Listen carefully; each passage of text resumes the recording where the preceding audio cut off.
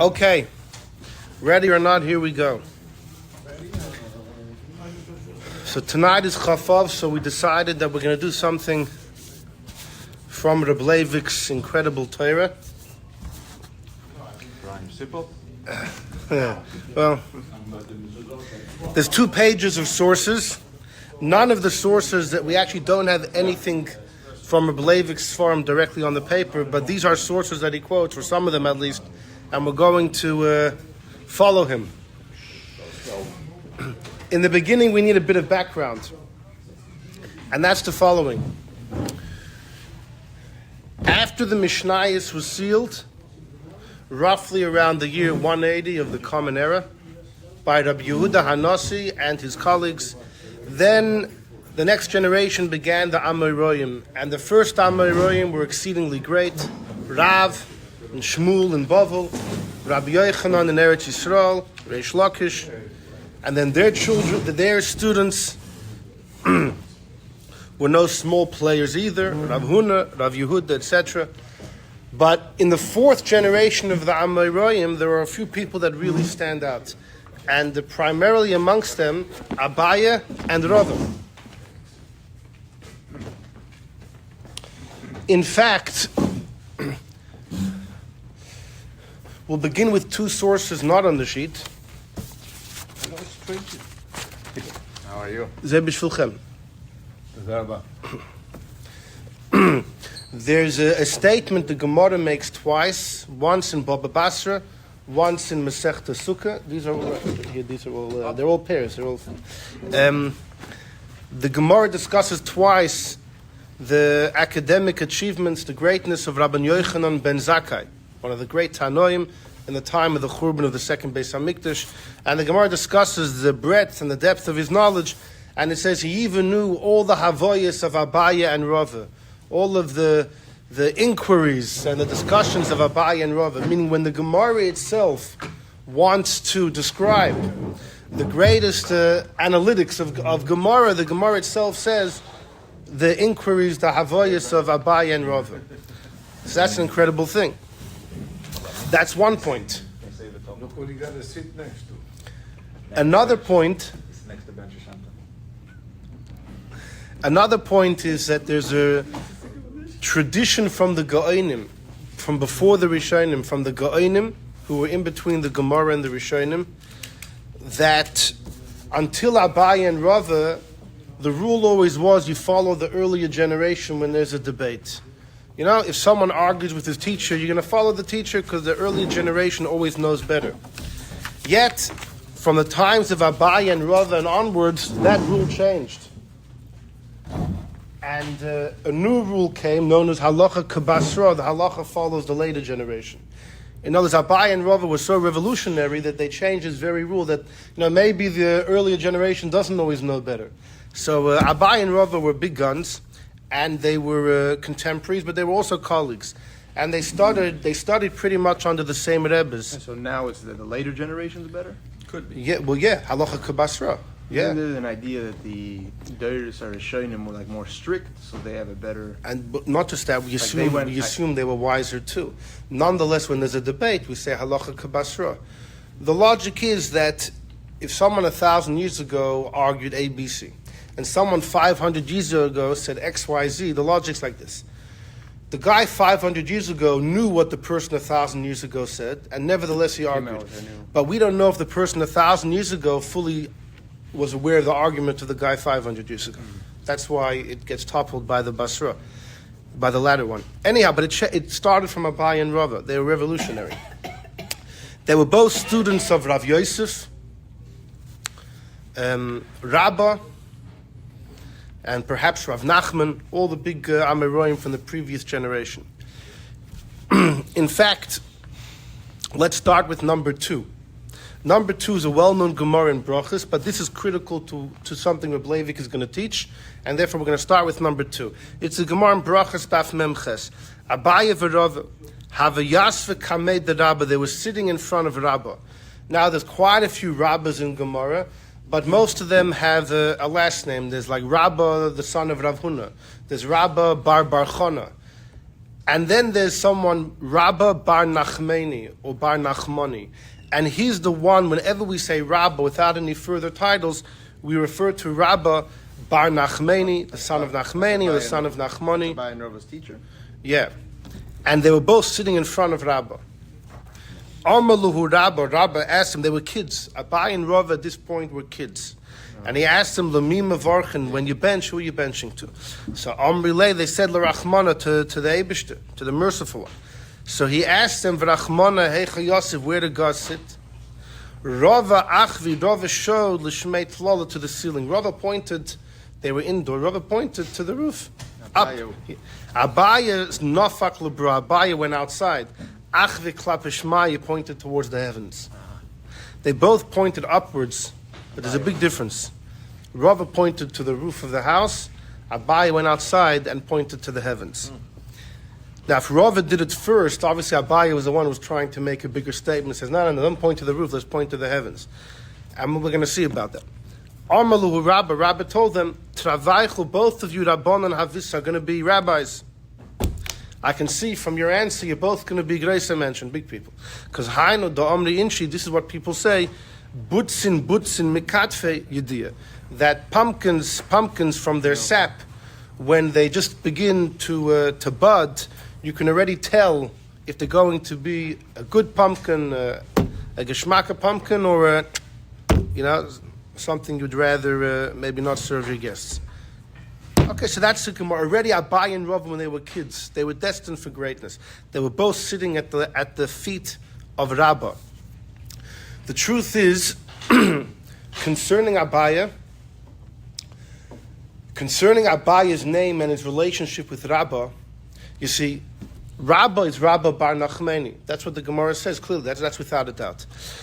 What's funny is Abaye himself, throughout Shas, is also sometimes referred to as Nachmani.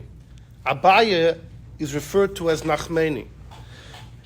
Abaye's own colleagues referred to him that way. And Rabba, his teacher, referred to him that way, Nachmani. And the question is why? Was his name Abaye or was his name Nachmani? So there are generally two approaches to this. There's the approach of Rashi in Gemara Gittin, and then there's the approach of the Go'onim, Rav Haigo and other Go'onim. Rashi learns his name was Abaye. That was his given name, Abaye. Well, but when Abaye was born, he was born an orphan, a kailech dikayosim, a full-circled orphan. Unfortunately, his father died while he was in utero, and his mother died on birth. And who raised him? There was a woman who raised him, and Abaye would call, throughout, he calls him my mother, because if you raise, so the Gemara said in Sanhedrin, if you raise an orphan, it's as if you gave birth to them. Oh, is there a Gemara in Shabbos that he mentions like the Imi. she told him? Medicines, like Yeah, exactly. He quotes his mother. It's not his mother, it's the woman that raised him. Stepmother. But the Gemara in Sanhedrin says foster mother. But the Gemara says in Sanhedrin that whoever raises an orphan in their house, it's as if they bore them. In fact, Reb Shloime Kluger, in his commentary Chochma Shloime on Even Ezer, wants to argue it could be your yotzeh the mitzvah of Pru Revu by raising someone else's child. Since the Gemara says it's as if you gave birth to them, it could be it's mamish as if, and you get the mitzvah. So and he makes it a machlek. He says according to some poskim he believes you would be yotzeh. So would there be a chiyuv for people that can't have kids to adopt? So there's another thing. The Gemara said if you teach someone else's kid Torah, it's like you gave birth to them. So if you pay for their tuition, that could be another way. That's a little. That's bench. Can still bench standard. Okay, all right. So Abaye was raised by his foster mother, but he was raised by Rabba. Rabba definitely took him into his house. Rabba wasn't just Abaye's teacher; he raised him in his home. A fact, Abaye was an orphan. So Rashi Masechta Gittin says like this. Rabba had a tata, his name was Nachmani. Nachmani l'chayra had passed away. You would like to name your kids after your father. So now Rabba has a little boy in his house, his name's Abaye. So Rabba nicknamed his adopted son after his father. So Rabba nicknamed the boy Nachmani. Just like you would name your son after your father, So here he named his adoptive son. I guess he named his adoptive son. He used to nickname him after his father. That's what Rashi says in Masechta Gittin. So his given name was Abaye, and Nachmani was his nickname. Rabba gave it to him as if to name after his father, even though it was only a nickname because Abaye was already born and already had his own name, etc. The Go'onim, Rav Hai Gon, and others say just the opposite. Abaye's name was Nachmani. You know why? Because Abaye was Rabba's nephew. Abaye's father and Rabba were brothers, the Go'onim say. Abaye was named Nachmani after his Zayda, Rabba's father. But Rabba, out of respect to his father, didn't want to say Nachmani all day. Why was he named after his father? What? Why was he named after his father? That's a good shaila. So the Goinim say it was his grandfather who was that thing. Yeah. But what do you mean by his farting? They name after the life. But his father. His father also passed away. His father had passed away. If not, there is a discussion, according to the pshat of the Go'inim, it could be Nachmani was still alive. It's not clear. And that would be funny, Dafka, that Abaye was named after the Zayd and not his father. I think his father's name was Khalil. Well, according to Rashi, it was Khalil Nachmani. Khalil maybe. And there is an Indian of not naming after somebody who passed away in tragic circumstances. Right. So it could be if Abaye's father died young or whatever, it could be that's why Abaye wasn't named after his father, rather after his Zayda. But Rashi said that but according to the Nachmani was Go'inim, it goes like this. His name was Nachmani, after his Zayda. But Rabba didn't want to pronounce his father's name all day, so he therefore nicknamed his nephew. Abaye. Abaye is a nickname. Now what does Abaye mean? Tata. Rab, instead of calling Abaye Nachmani, which was Rabba's father's name, he changed it to Tata. There's Allah. Because that's the what? Tatala. Tatala. Because he was named after Rabba's father. Why not Avua? So why not Avua? Why not Avua? So some say Abaye stands for Av Yud Yud. An orphan's father is God. An orphan's father is Hashem. Abaye is Aleph Beis Yud Yud. In the Sefer Yuchsin from Avram Zakuta, who was one of the great Sephardic historians and astronomer, etc., a friend of Christopher Columbus, he writes in his Sefer Yuchsin, all the history. So in his entry on Abaye, he quotes Rashi, he quotes the Go'inim, but then he says even though Rashi says what he says, he thinks the Go'inim's pshat is the real pshat, that Abaye's name was Nachmani, and he was Rabba's nephew, etc. Why did Rabba nickname him Abaye? Abaye is a Rosh Tevis. Asher b'cho Yeruchem Yosem. Aleph Beis Yud Yud is a pasuk, Asher b'cho Yeruchem Yosem. In you, an orphan gets compassion. So that's why he called him Abaye. But his real name was Nachmani. Yeah. According to the that's following the tradition of the Go'inim. Rashi writes clearly, V'nira be'enai. Rashi writes in Gittin that he's giving his own pshat, as if he's never heard about the... Rashi says the pshat is, his name was Abaye. What are they arguing on? What? What are they arguing? All right, that's homework for you. I'm just telling you the facts. Anyhow, let's go weiter. So Abaye and Rava grow up, and the two of them are the greatest of that generation. And like we said, that they reformed a new rule that from then on, the halacha follows the latter opinion. Now, maybe the later ones actually know more than the early ones. A fascinating thing. If you would ask people who's greater, Abaye or Rava, most people would say, I have absolutely no idea. And also, what's irrelevant? Well, first of all, when it comes to halacha, who do you paskin like? It's very important to know who's greater. We mentioned on Thursday night from the Sefer HaChinuch, the Sefer HaChinuch says that the idea of following majorities when everyone's equal. But if somebody's way ahead of the game, even if they're the minority, you may follow them. And especially if it's just one against one, you got to know who's the greater chacham. You always have to know. It's very important. Especially today when Rabbonim are arguing about everything. There's an idea of following your Rav.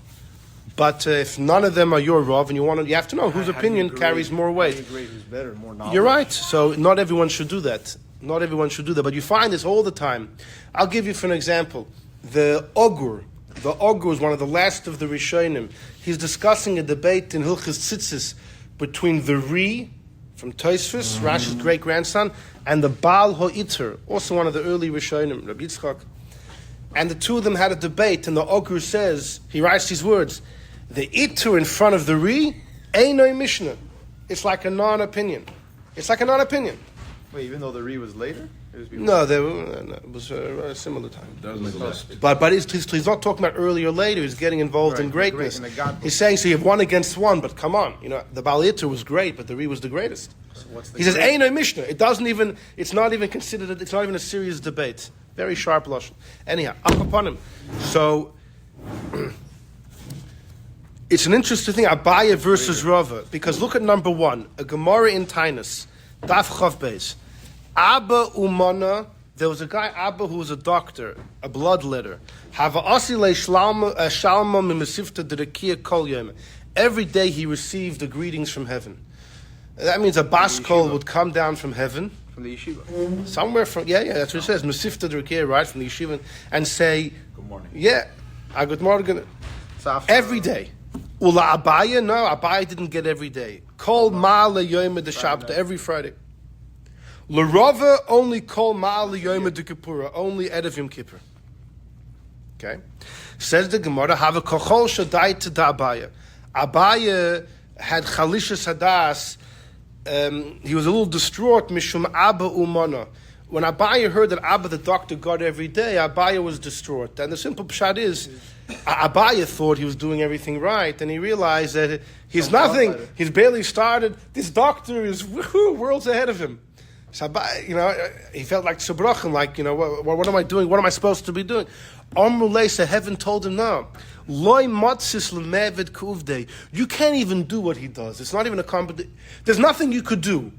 You're not even able to do the stuff that this Abba the doctor does. And the Gemara describes that this Abba the doctor, how careful he was when women would come, how he would, it's completely so. No, not Talmud Chacham. Meaning that wasn't his thing. Could be he knew how to learn too, but his thing was his maisim. And then when people would come, today's doctors you got to pay before you see the doctor, right? And if there's any extra fees, they'll send it to you in the mail. But this doctor, he did the service. When you left his room, there was a little room in the outskirts. There was a little room. There was no one there except for the patient and a box. You want to give. If you're able to give. If you're not able to give, don't give. No one would know. Not just that. When a Talmud Chacham would come, or a Talmud Chacham would come, or a poor person wouldn't charge. Fakert. He would say as they left, "Here's some money. Go buy some food. You need to eat." He would pay them. He would pay them. The Gemara says. The Gemara says about this. And so the Gemara says that heaven is telling Abaye, you can't even do what he does. You're a Rosh Hashiva. The Marshal learns that they were telling Abaye, don't be upset. You're not able to do what he did. It's a different field. So you're as good as you could be. Stucca is yesterday's Tanya. So we're going to see. Okay, yeah. Each one has their own Abaye, like Hashem. Yeah. Exactly. We're going to see Abaye was Isaac and Stucca. Look at the next line, though. The Gemara continues. Have a kochol shadai to the Rava. Have a kochal shadai to the Rava. Now the Rava, though, felt a little distraught that Abaye gets a greetings every Friday. Rava hears the message from heaven once a year. Erev Yom Kippur, when he's doing Me'achves, when he's in the holiest moment, then Rava Epis gets in touch with heaven. Abaye gets it every Friday. So Rava chol shadai to mishum da Abaye. Rava was a little chalisha sadas. So Amrulei, so he got a response from heaven. Mistayich, it's enough for you to come magnis akula krocha. You are a shield from punishment for your entire city. So be satisfied with that. That's it. They told Rava, bite your lip, and that's what it is. Fascinating. So Abaye was great. Well, it's an interesting thing, right? If you would say such a thing. By the way, there's a well-known story that the Bach, Was the blood letter greater? Thank you. in some degree, he had something. I think The blood letter did something that the biggest rabbis couldn't do. there's a story in that Sefer, L'Shem Ha'ozen, of Okay. Hillel Parcher saying how the Alter Rebbe had Ruach HaKodesh whenever he wanted. The Mittler Rebbe, Right. I think, something like that. His The levels. And the Tzemach Tzedek Mitzvah Rebbe, whenever the Alter Rebbe always had. always. The Mittel Rebbe whenever he wanted, the Mittel Rebbe, Tzedek whenever the Eibishter wanted. Right. That's what he said, right? So you see, Anyhow, yeah. I mean, Yeah, it's sicher. rated by how much you're visited. It's not always in your... Yeah. The Bach was once asked heaven, Eibishter, who's going to be my neighbor in Olam Haba? And so he was shown a certain Gvir in a nearby city. So the Bach traveled, wanted to meet the guy. He spends a few days, he doesn't see anything. So the Bach's like, well, if this guy's a simple guy, I must be a simple guy too. And the Bach started feeling a similar thing, saying like, what? Then he hears that this guy's making a chasana. This balabas making a chasana, he stays for the wedding. The day of the chuppah, the balabas is marrying off his daughter, and he sees the balabas comes across a bocher who's depressed, sad, crying. The balabas asks the bocher, what's going on? So the bocher says that the balabas was marrying off his son. The balabas was marrying off his son. So this bocher says, I was actually engaged to the Kala a little while back. He says, and my family lost all their money, and therefore the other side they called off the wedding. But I was very close to my Kala, and now she's getting married to your son, and it's very hard for me. You know what the balabas said? He said, he spoke to the Kala, he spoke to his son, the Chosin, Made the wedding for the kid. and he tells the other kid, you're getting married. The wedding went through that day. Everything went through. For the other guy. How did his son feel? Well, he spoke to his son first. The son understood that Taka, the Kala, was originally destined for the other guy. She wanted to marry the other guy. It was just due to circumstance. So the parents had... Well, so the Ruach HaKodesh, probably these two were meant that it was. For the other two. No, the Balabas, Lav Dafka had Ruach HaKodesh. No, the Balabas wasn't the Bal Ruach HaKodesh. The Balabas wasn't the Bal Ruach HaKodesh. The Balabas was he was a Gvir, but he was a real mensch. I mean, to the point that, can you imagine? Yeah. He told the other guy, you're getting married. Right. My son will find another shidduch. But you, this is your girl. When the Bach saw that, he said, I don't know how many people would do such a... Spectacular. Anyhow, Sakapanim, a similar thing. It's a very similar thing to this Gemara of Abaye and the doctor. But between Abaye and Rava, it seems like there's a little thing going on over here. In fact, join me for a second. We'll come back to 3. Join me in number 6. Number 6 is a Gemara in Baba Basra. A murder mystery. There was someone that died, and the question was who was responsible for his death. The story was Rav Dimi from Nahardo came to one of the cities in Bovel, and he was a fig merchant. He came with a whole wagon full of figs, and he wanted to sell the figs. And he was officially a Talmud Chacham. Well, the head of the community told Rava, go find out. If this Rav Dimi is a Talmud Chacham, he gets first rights to sell all of his figs. Rava sent his student, Rav Ada Bar Abba, to test out Rav Dimi. Rav Ada Bar Abba comes to Rav Dimi and he throws out the most random question. He says, if an elephant swallows a wicker basket and it comes out the other end, is it still considered a basket that it's susceptible to tumah, or is it considered excrement and it's not susceptible? So Rav Dimi wasn't sure. The problem is there's a clear raya in Masechta Kelim. So Rav Ada Bar Ava, really he rebuked the guy. Without getting to he really gave it to the guy. They didn't let Rav Dimi sell his figs. They all spoiled. He lost a lot of money. Rav Dimi came back to Rav Yosef. Rav Yosef, you know what happened to me in the other city? They shamed me. They caused me. It was horrible. It was horrible. So Rav Yosef then cursed. He cursed Rav Ada Bar Ava. Rav Ada Bar Abba then died. He died. So the Gemara then discusses a whole list of people who wanted to take responsibility. So Rav Yosef said, listen, I cursed the guy. But in number 6, Abaye Amar no, Ano Anishta. Abaye said it was me. This Rav Ada Bar Abba died on my account. You know why? The Arma Lahula Rabbanan. This Rav Ada Bar Abba used to tell the rabbis. He's a big murder, no? Yeah. Ada Megar Misu, Garmi, instead of chewing bones, Be Abaye in the yeshiva of Abaye, Su Achlu, come eat Bisra Shmena, come eat fatty meat, Be Rav in the yeshiva of Rava. Wow. So if Ada Bar Abba was, instead of chewing bones in Abaye's yeshiva, come have juicy fatty meat in Rava's yeshiva. Now the shiurim are much better. So Abaye said, and I knew that he said that. Abaye said, probably subconsciously I had an ill feeling towards him, and therefore if Ada bar Rava died, it's my responsibility. Rava says, no, Rava says it was me. You know why? Even though this Rav Ada bar Abba was a fan of Rava, a student, Rava says, I killed him.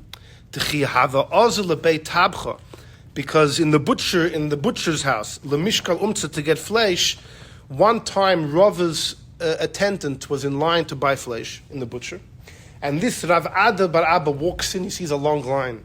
Rav Ada bar Abba tells the butcher, come on, you're going to make me wait an hour over here? You know, I'm a busy man. He was a big Talmud Chacham, and he asked if he could skip the line. So the butcher says, what do you mean? But Rava's attendant is right here. He's buying food for Rava. So Rav Ada bar Abba said, this attendant should come before me?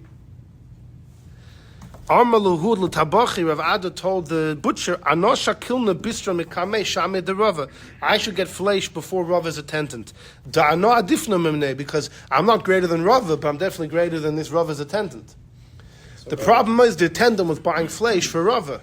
So Rava is saying, when I heard that story, he was a bit offended. Rava says maybe the offense that I took is what caused that for Rav Ada bar Rava to die. And the Gemara has a whole list of other people as well who wanted to take responsibility. But the point is, you see Rav Ada bar Rava, who was a student of Rava, maybe he's biased, is walking around telling people, you're chewing bones in Abaye's yeshiva, come eat fatty flesh. Tells people all the time, come have fatty flesh. Rabbi Shapiro's over here, you're chewing bones elsewhere. Come have fatty flesh in our yeshiva over here. No, the elephant question. No, that was Rav Dimi, that was the guy with the figs. Rav Ada bar Rava posed the question. He's the one that posed. Zicher, without question, he was a big Talmud Chacham. He was one of Rava's greatest students.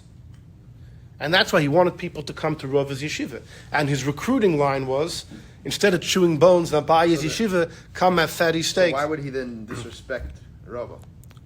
Why would he say? Because no one wants to wait in line for a butcher. He wasn't disrespecting Rava. He was saying this is Rava's attendant. Well, it was enough that Rava took offense that he thought that maybe he... That's how Rava looked at it. Anyhow, Bakaponim, the reason I'm quoting this is it's a fascinating line. Yeah.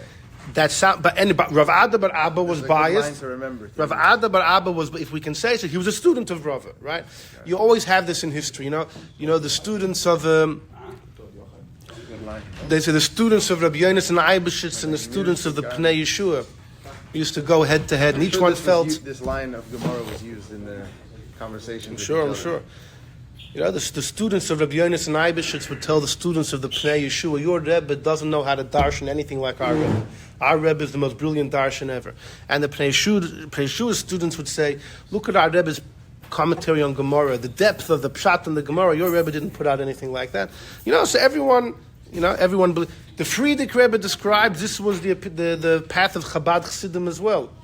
Not to belittle or put down, God forbid, other Chassidish Rebbes, but say every Rebbe is his path and his group of followers. No, I belong to our Rebbe, and I'm happy where I am. You should be happy where you are, and that's it. Anyhow, about Mashiach, that every yeshiva felt that their Rebbe was Mashiach. Okay, fine, but look at number 7, and then we'll come back to number 3. Number 7. This is a Gemara in the end of Horius, a story that Rabbah in the 3rd generation of Amoraim was a Rav, Rosh Yeshiva. And when he passed away, Rav Yosef became the Rosh Yeshiva. They were the same generation. When Rav Yosef passed away, we begin generation number 4 of the Amoraim. But who's going to be the leader? So the Gemara describes an interesting story. You had Abaye, number 7, and Rava, and Rabbi Zera, and Rabba bar Masna. The 4 of them, Havayossi, were sitting together. Vavitzrichi Reisha, they needed a leader. Who's going to... You need someone to, I guess, to lead the conversation. The Rosh Yeshiva, Roisha Chabura. So, but they didn't decide, between the 4 of them, they couldn't pick who should be the guy. So Amri, they said like this, Call the Amar Milsa V'loy Mifrich, anyone who says something and is not refuted, if someone can say a vart to you that no one else can refute, Lev Reishi is going to be the head. So they all said a vart, and they were all agashlag and Dukulu Ifrich, everything that all of them were refuted, except the Abaye lo Ifrich. When Abaye stood, no one could knock off Abaye's vart. So Chazia, Rab, it's meant to be Rava. Rava saw la Abaye. Rava saw Abaye, the Gova Reisha, that his head was picked up. Simply that means that Rava saw that Abaye was getting assistance from the Eibishter, like the Eibishter was appointing him. The Rosh, though, learns that Rava saw that Abaye was a little haughty. He saw Abaye was... but either way, Amar Le, he said Nachmani. You see, why would he even say Rava referred to Abaye Nachmani. Psach ve'ema. Open up and speak. So he accepted him as... Yeah, for that time, accepted him that time. So Abaye had a temporary victory. Lamaisa, though, whenever Abaye and Rava argue, halacha is karov, except for a few exceptions, as we're going to see. So whose learning was greater? Well, I don't know. In number 7, you see in this little, they made this test over here, and Abaye came out on top. In number 6, Rava's student Rav Abaye Rava is telling everyone you're wasting your time by Abaye. All right, look at number 3. Look at number 3 for a moment. This is an important Gemara in Masechet Rosh Hashanah, and this is also critical for what Reb Levik is going to teach us. In number 3.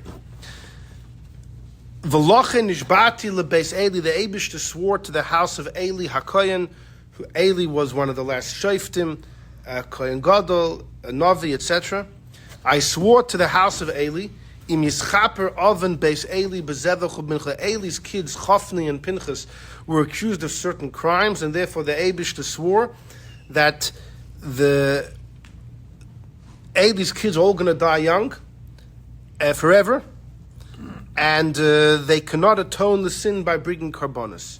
So Amar Rava said, they can't atone it with karbonos, but through Torah they can. They can mitigate or abolish the decree through Torah. Abaye Amar, they can't be atoned with a carbon. If Torah and Gemilas Chasadim together, only the two together, says the Gemara, and here we have a major debate if the version is Rabba and Abaye or Rava and Abaye. I'm going to see the debate of Rashi and Tosfos. But the way we have in the Gemara is Rabba and Abaye. Mid the base, Eli also came from Eli, and they were both Koyanim. Rabba the Osak b'Torah. Rabba was involved in Torah. Chaya Arbin Shnin, he lived 40 years. Abaye the Osak, Abaye learned Torah and Gemilas Chasadim, like he said a few lines before, that you need both. Chaya Shitn Shnin, 60 years. The Marshal explains that when the Eibishter said that the house of Eli will die young, it means 20 years old, because that's when the Eibishter punishes from heaven at 20. This would support that Rabba and Abaye were related. If you go with that, it's Rabba. Oh, you're right, So yeah, for sure. If it's Rabba and Abaye is his nephew, then yeah, it makes sense. The mama's from the same family. So the Marshal says that, Rava learned Torah, so with the schus of Torah, he was able to get another lifetime, another 20. Abaye did Torah and Gemilas Chasadim, he added upon himself 2 lifetimes. So he ended up living 60 years. Now, so is it Rabba and Abaye? So look at number 4, Rashi. Rashi says Abaye v'Rava. Yeah, Rabba is with a hey, Rava is with an aleph. Rashi said it's Abaye v'Rava. Mid the base Eli also come from the house of Eli. Says Rashi, Kach shamaiti. I heard from my teachers, or from whoever, that the correct version is Rava. You b'shchitas chulin perak hazroyan mesechta chulin. It says Ashkechon to Rava lav kohen. There's a story that shows Rava is not a kohen. So how could the Gemara in Rosh Hashanah say Rava comes from Eli? Because his mother, V'shema, maybe imay mi base Eli is his mother, which is interesting. That means according to Rashi, anyone that comes from Eli from any way is subject to this decree, which is quite scary. What? But is a Kohen also? No, not a. If you're from Eli, no, he's not a Kohen. He's not a Kohen. He goes after his father under the decree because you're an Anikul of Eli. Says Rashi, Yesh Gerson Rabba v'Abaye. Some say Rabba and Abaye. Well, Mefarshila, and which Rabba? Rabba Bar Nachmani, the famous Rabba Bar Nachmani. So Rashi brings both versions, but he starts off, and it seems like Rashi likes the version, the first one, Kach Shamaiti, that it's actually Rava, which means Rava lived for 40 years and Abaye 60 years. By the way, the reason it makes sense is because look at the Gemara number 3. First, the Gemara brought a debate of Rava and Abaye, right? That how do you mitigate the decree against the house of Eli? Rava said Torah, Abaye said Torah and Gamach. It makes sense that the Gemara then said Rava Taka went in his own path. He only learned Torah, so he added 20 years to live for 40. And Abaye lived for 60. Or you could be curious, Rava's Rabba. Or you could say the whole thing is Rabba. Yeah, you could also do that too, yeah. Well, look at number 5. A well-known Tosfos. We actually learned it exactly a year ago when we had a shir about Jewish humor. I don't know who was here. We had a shir about jokes and Milsa de Beduchese. No, okay, maybe we could do that shir again already. Anyhow, but Every year. no. Funk all the other shir and people remember what? Gave it from Harvard. No, I gave it here. We spoke about a big debate about when it says that Rava or Rabba used to give a milsa de bedichasa. Does it mean a joke? Did it mean a pilpul? Did it mean agadata? There's a lot of shittas about it. Anyhow, look at number 5. Rabba va'avaya midabes eli kasu. Says Rashi, says Tosfos, it has to be Rabba because Rava chavei shel Abaye lo have a kohen. Rava's a great man, but he's not a kohen. Right? Not a kohen. Kudemucha b'perak hazroya. For you, it's a no-brainer. Rava versus Abaye. Abaye is a kohen. Like, what's even the shayla? Anyhow, says Tosfos, Rava is not a kohen. V'hocha, so who are we talking about here? Rabba, chavei shel Rav Chisda. Rabba, who's the generation before the friend of Rav Chisda. Not Rabba Bar Nachman? No, the same guy. So according to Tosfos, it's Rabba. Rabba was a kohen, Rava was not. So how long did Rava live? We don't know. Rabba lived 40 years. V'chein mashma nami beperik basra de moyed katan. In the end of moyed katan, it says like this: Omar Rava. Rava said a famous statement: Chaye bona mezayna. Chaye is health, life. Bona is children. Mezayna is parnasa. Loy bezchusa talyumos doesn't depend on a person's merit. Rather, b'mazel talyumos depends on a person's mazel, a person's luck. Meaning, when you're born, what your destiny is, what the destiny is. Doesn't matter what Torah you do. And you can't change it. You can't change it. What Hold on. Okay, hello. Tosfos elsewhere says if you have a big schus, you could change it, etc. But Rava said this statement, that generally you're born, there's already a decree from heaven how your life is going to be. Now, but what's Rava's proof? Because Rabba and Rav Chisda, the two friends, Travayut Tzadikim, they were both fully righteous. Mar Matli Va'asamitra, one of them would daven and rain would come. Mar Matzi, one would daven and rain would come too. So that proves they're both fully righteous. Yet, Rabba Chaya Arben, Rabba lived 40 years. It's a clear Gemara Moed Katan, Rabba lived 40 years. So therefore Tosfos says it makes sense that in Rosh Hashanah, who lived 40 years? It's Rabba. Continues Tosfos, Rav Chisda lived Tisha 90 years. Rav Chisda was great or no? It's because that was destined when they were born. So Tosfos is sure, what's he proving? Rabba is the one that lived for 40 years. He's the guy in number 3 that the Gemara is talking about. Not Rava, Rabba. Then Tosfos says, Bavim Taima, this raises a number of issues. If it's true, Minale de Mishum Mazla Hava, that if it's all the same Rabba, so how does Rava know that Rabba died early because he had a bad mazel? Dilma Mishum Rabba Asim at the base Eli. Maybe number 3, it's because it's a curse on the house of Eli.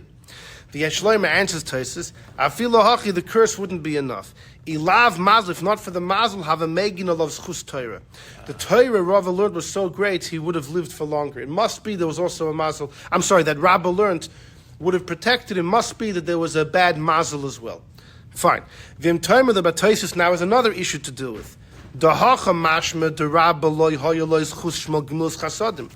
If number 3, the version is Rabba, and that means Rabba died at 40 because he only learned Torah. He didn't do Gmilas Chasadim like Abaye did.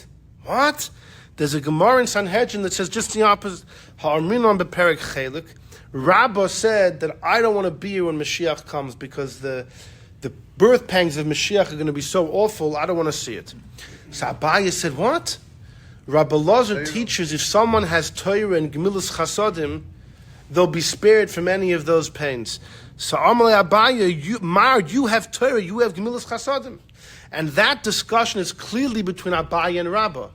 So this is a big problem. How could Tosfos say that the version in number 3 is Rabba died at 40 because he only learned he didn't do Gemilas Chasadim like Abaye? What do you mean? In Sanhedrin, Abaye clearly told Rabba, you have Torah and Gamach. So it has to be Rabba. So V'yeshloim Tosfos said, Mikol Makam Abaye asak tfei minei. Rabba Taka did both. But Abaye did more Gemilas Chasadim than Rabba. To the extent that you could say that he didn't do Gemilas To the Chasadim. extent that Rabba's Gemilas Chasadim wouldn't have given him another 20 years to go from 40 to 60, Abaye's did. But you see how Tosfos, all these issues are created because of his version. Rashi's version is, it's all about Rava. It's all about Rava. Rava died when he was 40. Rava was busy learning. Rabba is a different story. Rabba was Taka Oisek Gmilas Chasadim. Why did Taka Rabba die early and not because Rabba had a bad mazel? Fine. Rava wasn't a kohen though, so he said. So Rashi said the mother.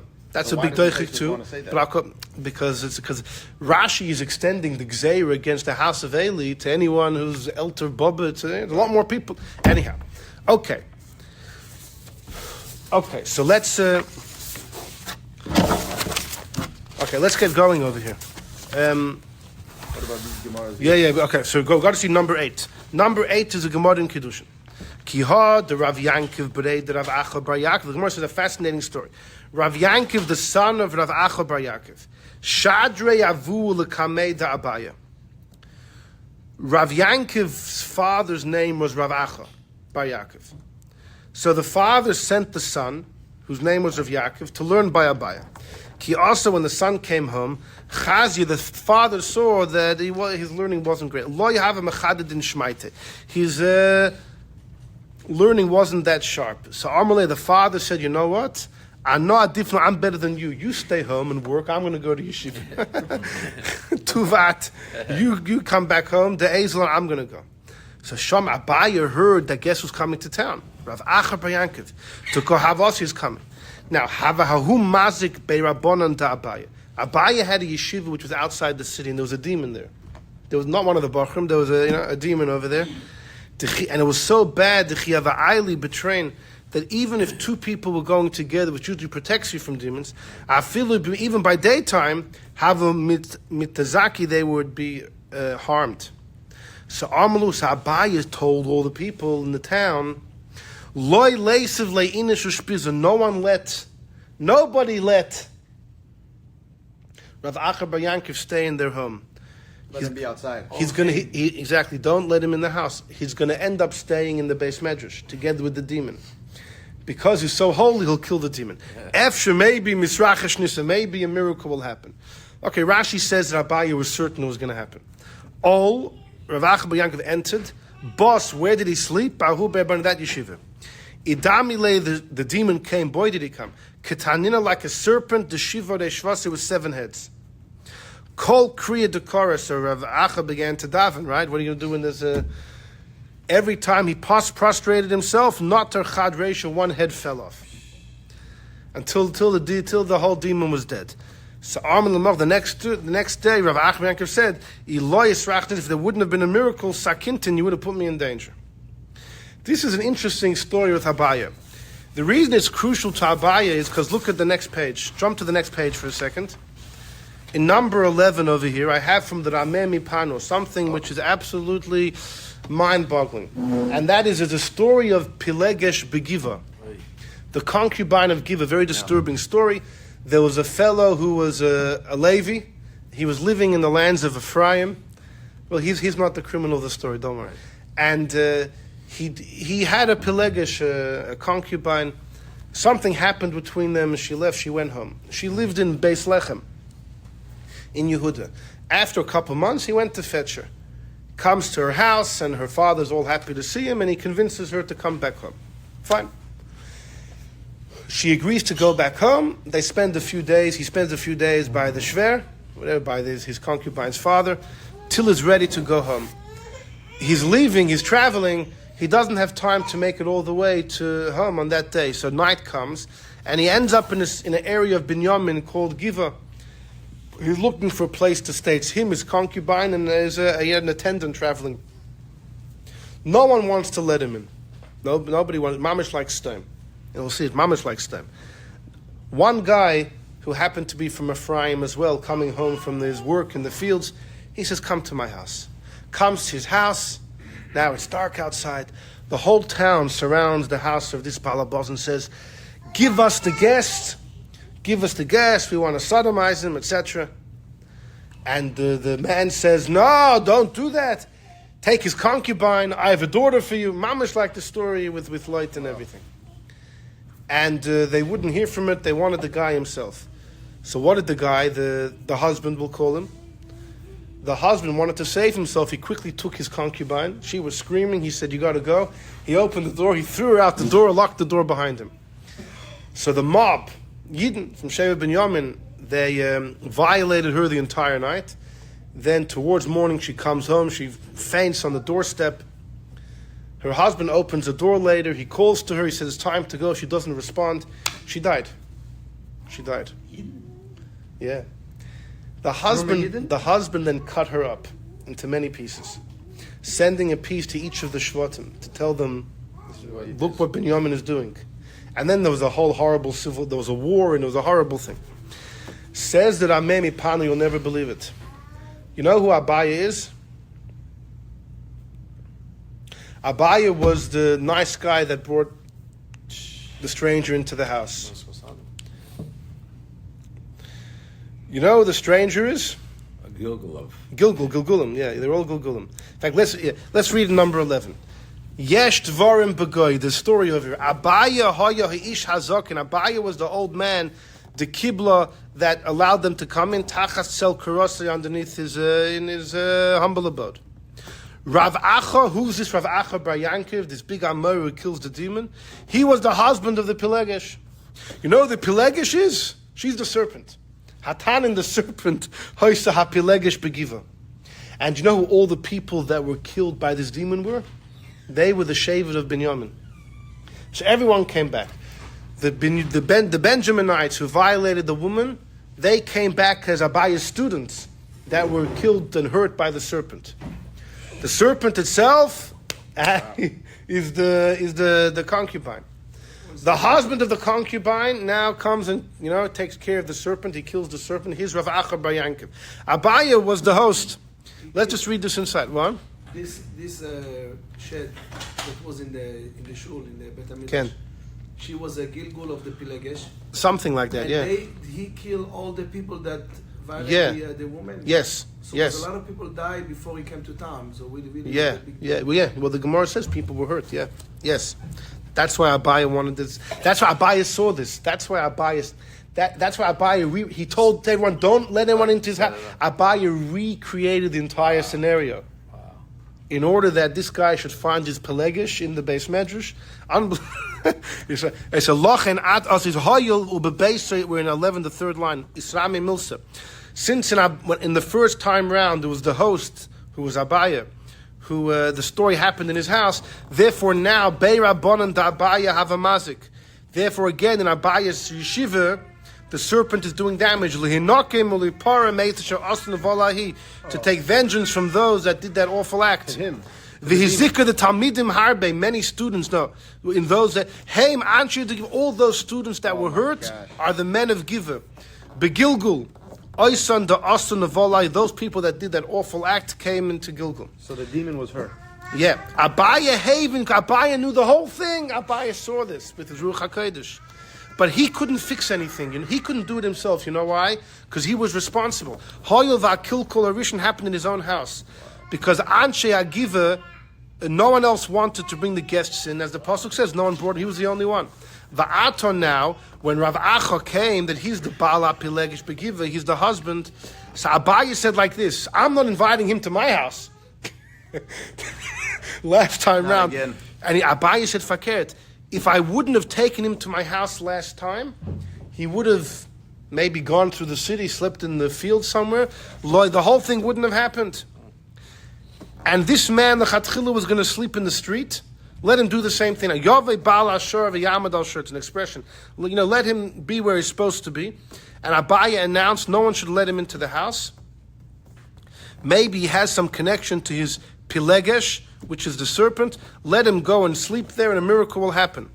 And that's why every time he bowed down, Rav Acha Bar Yankiv prostrated in his davening, another head fell off. How was that a tikkun though?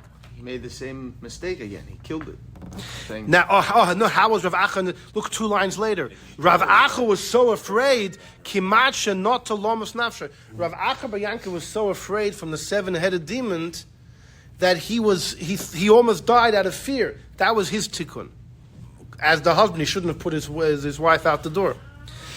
And why did the snake have 7 heads? To show al kama alafim to all the tens of thousands of Yidden that died in the war. And all of these students that were damaged by the serpent were a gilgul of those that violated her the entire night. V'shomer zeh v'hoven, remember this and understand it. Fascinating insight into Abaye. Look at number 12 for a second. This is just a story, but a very important story. That the Alter Rebbe was once giving a shir, a pilpul. This is in the Sefer Sipurim Noiroim, one of the early stories of Chassidic stories from the Chassid of the Mittler Rebbe. And the person that wrote it heard many of these stories firsthand from witnesses that were there, or things that he himself saw. And he says that the Alter Rebbe once traveled and he was giving a shir to big Litvische Gaonim, and two of these people in the back of shul were whispering, yeah, the Alter Rebbe is a big Talmud Chacham. But the Baal Shem Tov, the first Chassidic Rebbe, was ignorant. So the Alter Rebbe heard this, and the Alter Rebbe responded to number 12. They called the Baal Shem Tov Amor. Whatever, yeah, didn't know how to learn. And the Alter Rebbe told them, listen, everyone knows that my Rebbe, the Maggid of Mezrich, was a very famous Goin. And I heard from him many times that he said that the Baal Shem Tov's little pinky was thicker than his waist. And that the Baal Shem Tov's sharpness and knowledge was mamish like a Tana. And the Baal Shem Tov's oifen of limud was specifically the haskalas of Abaye. The Baal Shem Tov specifically learnt in the same fashion as Abaye. And the Alter Rebbe then said, he told the whole people gathered there, if you want, I will tell you a pilpul that I heard from my Rebbe, the Maggid, who heard from the Baal Shem Tov. And the Alter Rebbe told everyone, you got to listen, pay attention, because it's very, very deep. And he told them a whole pilpul for 3.5 hours. On Baba Kama, yeah. Yeah, exactly. Rapinchas Reizes was there. Do we know what the shir was? We know the topic of this. We know the.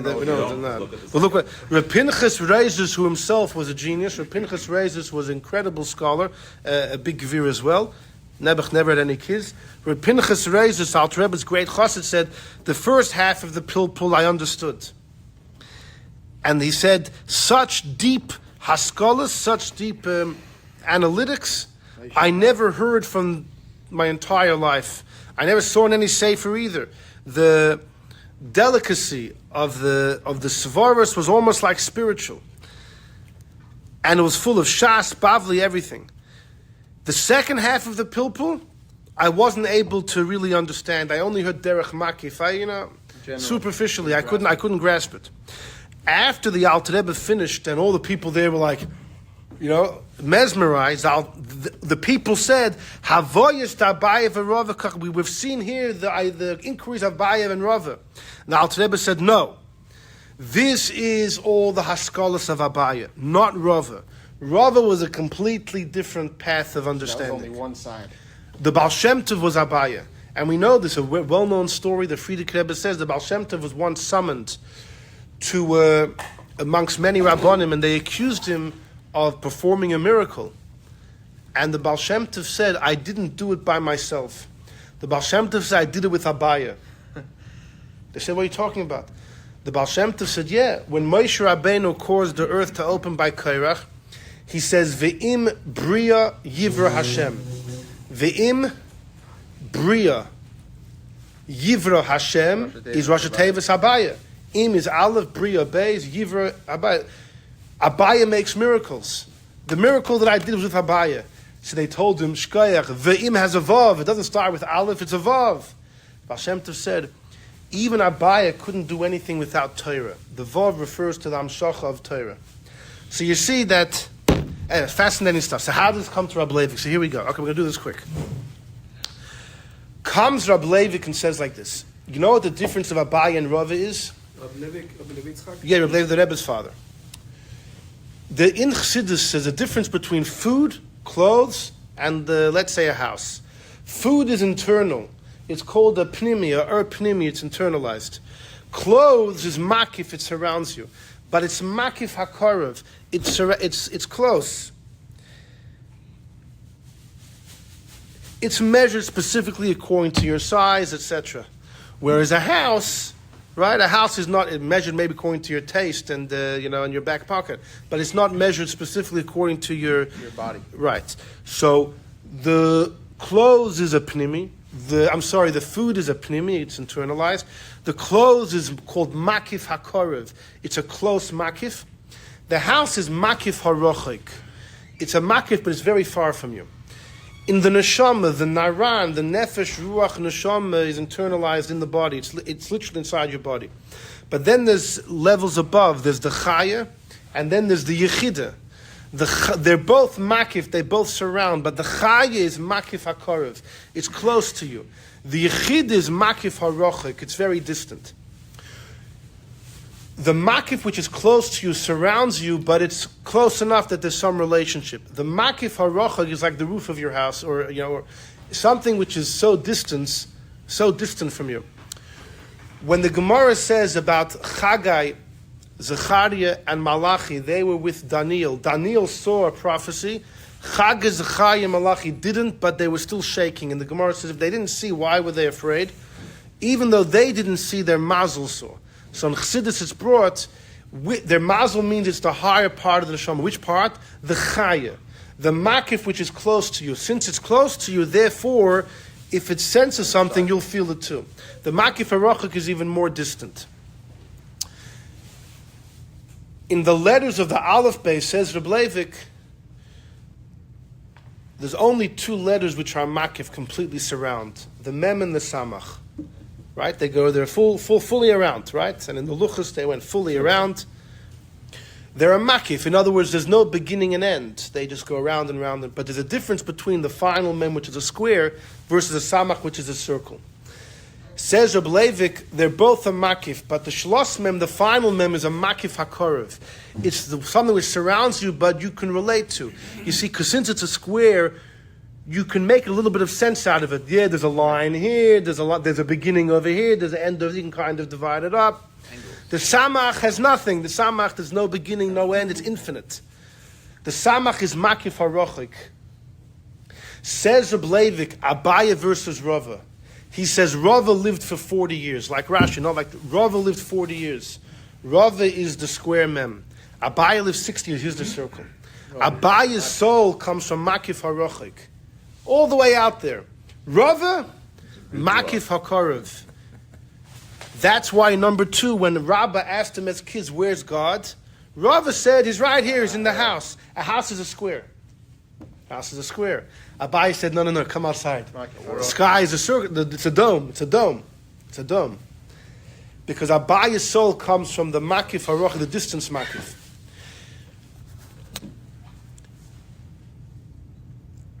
Imagine like this: someone's giving a shir. Or imagine you're hearing, let's say, the Rebbe talk, right? So there are 3 ways the Rebbe can talk to you. One way is he tells you something which you fully understand, you fully grasp. He gives you a shlichus, or he tells you a little word and you understand, you internalize it. Another way is he explains an idea, you don't internalize. You know it's too deep, but you're aware of the depth and you're aware of what you don't understand. So it's makif, it surrounds your mind, it's like hovering above you. But it's close to you, and therefore with time, in Mitzvah Hashem, you'll internalize it. But then there's sometimes the Rebbe could just say something which you have absolutely no idea, you have no idea what it's talking about, you don't even know what the depth is to be able to search it. It'll never be internalized. That's a makif harochik, okay? Abaye and Rava, because of their source of the soul, they debate like this. Rava says, anything which is too distant, too removed, is not relevant in the world of halach, is not relevant in our discussions. Rava comes from makif hakorev. Even the deepest arguments have to be something you could relate to. Something which you can't relate to, it has to be juicy flesh. It has to be something that you could sense, something tangible. Abaye's soul comes from the most abstract. In Abaye's world, nothing, even if you have no idea what it's talking about, it could be dry bones, it still comes to the table. It still comes to the table. A bone is an etzem, the essence. You could be dealing with something which no one knows what it's talking about. It's the essence of an idea that no one knows what it means. Etzem means a bone, also means the essence. Abaye reckons with it. Because his soul comes from makif haroch. Hold on. So where are we going with this? So says Reb Levik the following. He wants to explain with this 2 debates of Rava and Abaye in number 9 and number 10. Mamish fascinating. Let's do number 10 first and then number 9. Number 10. Itmar it was said, number 10, it's on the next page. It's on the second page. The top of the second page. It's on the second page. Kiddushin she'ein mesurin lebiyah. You're Mekadesh a woman. When you're Mekadesh a woman, you give her something, you're like hovering above her. Whereas when you do nisuin, which is to consummate the marriage, it's actual primis, right? You're going in. So Kiddushin, and there's two stages of marriage. Kiddushin is when you betroth her. She becomes forbidden to the rest of the world. Back in the day, there was a year apart between the giving of the ring or the document, and then a year later, you consummate it with the nisuin. The difference is the Kiddushin is more makif. It surrounds her. You surround her finger with the ring or something. And later on, the nisuin is to literally consummate as pnimius. Now, usually, every Kiddushin will lead later on to consummation, which is pnimius. But the Gemara discusses there's two sisters here, and you give a ring. Let's say there's someone here who's representing both sisters, and you give the ring to the guy and you say, I'm marrying one of the sisters. You don't say which one. Yeah. Which sister's married to you?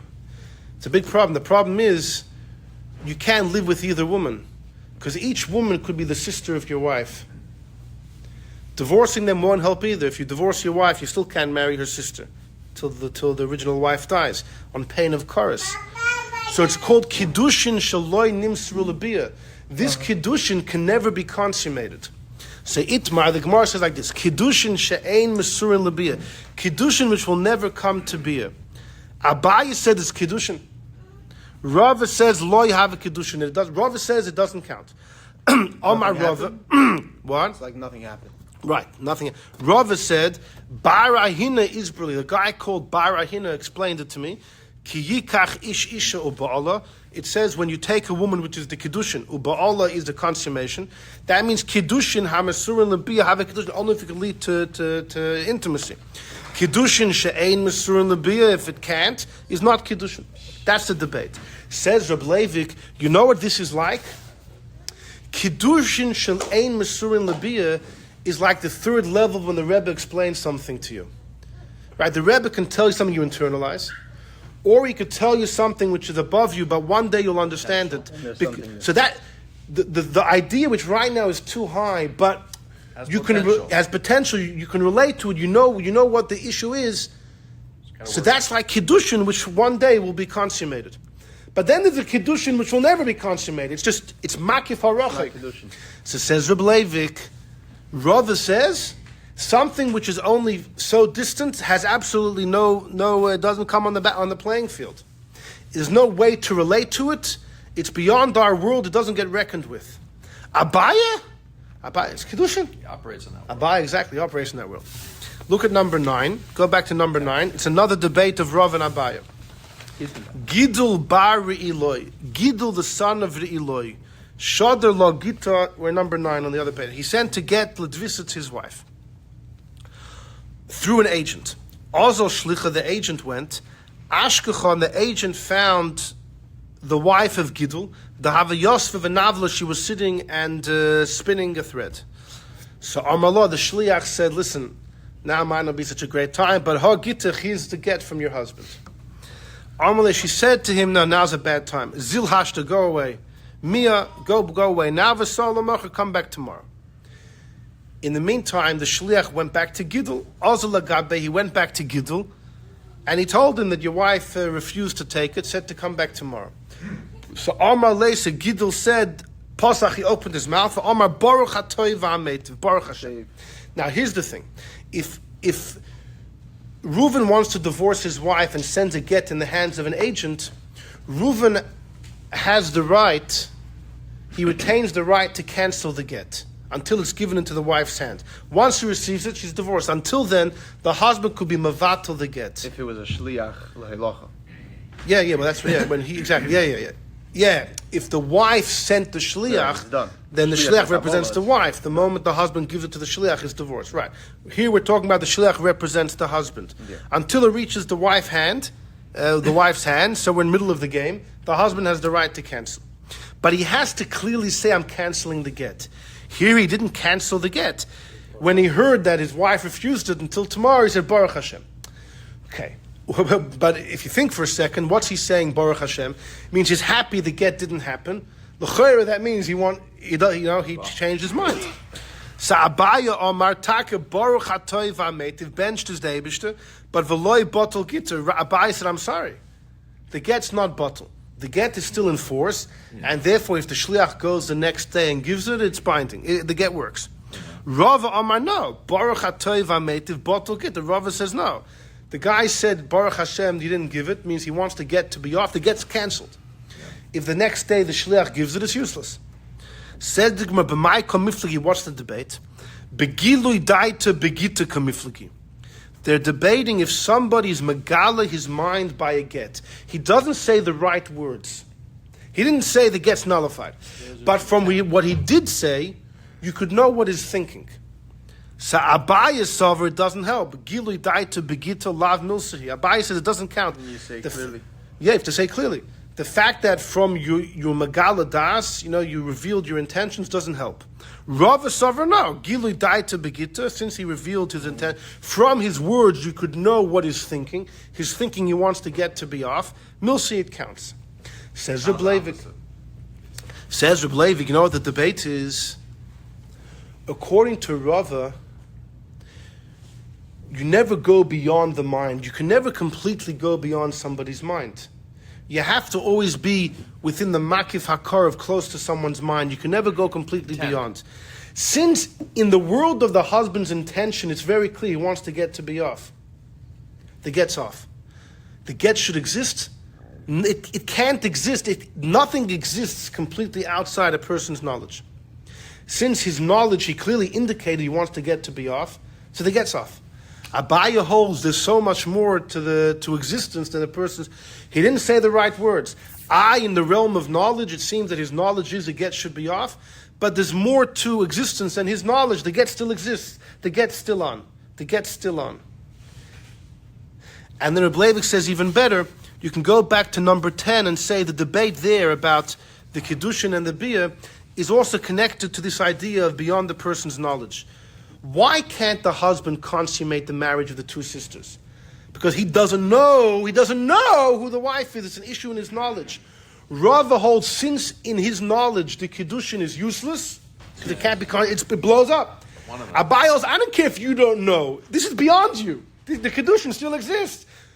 The fact that in your knowledge the Kiddushin is useless doesn't make the Kiddushin useless. It does. Fascinating. So Reb Levik, now it happens to be, we always paskin like Rava against Abaye, except for six cases. And these, number 9 and number 10, are two of those cases. Right, Yalkagam, yeah. So Reb Levik says like this, he says Abaye was sharper than Rava. Now I would have assumed Rava was sharper, that's why the halacha is always like him. But he says, based on many of the sources that we saw here, that Abaye went outside to the sky. Abaye lived for 60 years. 60 years. He's the samach. He's makif harochik. Something about a mayor. Yeah. So says Reb Levik, it's just like Beis Shammai, Beis Hillel. We learned on Thursday night, right, that Beis Shammai was sharper than Beis Hillel. Beis Hillel were the majority, and they were also humble people, so they were zoiche, the halacha should go like them, and a baskol like we discussed on Thursday. But in essence, Beis Shammai was mechaded ditzvei, they were sharper. The Gemara says in Yavamis, they were sharper.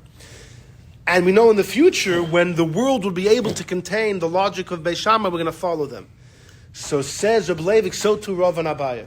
We paskin like Rava in this world. In the future, we're going to paskin like Abaye. Abaye is all about the future. And that's why it makes sense why the Baal Shem Tov was so connected to Abaye. We saw in the story number 12. Yeah. Because Baal Shem Tov starts Chassidus is a taste of Mashiach. Yeah. That's Abaye. It's the Makif HaRochik. It's the Yechida. Abaye, based on what we explained, Abaye is really the Yechida of everything. And that's what Chassidus is. The same idea that Baal Shem start the Chassidus is lead to the actual Kiddushin, like the 2 steps. Okay, we're saying even more that Chassidus is really like Abaye, that is revealing the things that may forever remain aloof. That explains but when the Mashiach comes. Yeah, so the vort of the etzem is not from Reb Levik. That thing that I threw in is from somebody else. I saw. Why? Explains. Why does it explain? No, because etzem is lashon Because essence. Rava is Etzem meat. is essence. Rava is Rava, meat. everything is understood. You know, it's based on Reb Levik's word. There was a big chassid explained it. You can explain. In the bones, you have bone Exactly. marrow, you have the everything, but it's Potential. You know, exactly. I would think the opposite. That's like Chassidus is like No, fatty meat. the idea of in Rava's yeshiva, everything was understood. Everything was tam. You could understand exactly. Everything could be related to. You never sat by a shear and scratching your head. You know what in the world's going on over here. The bigger Also makes sense why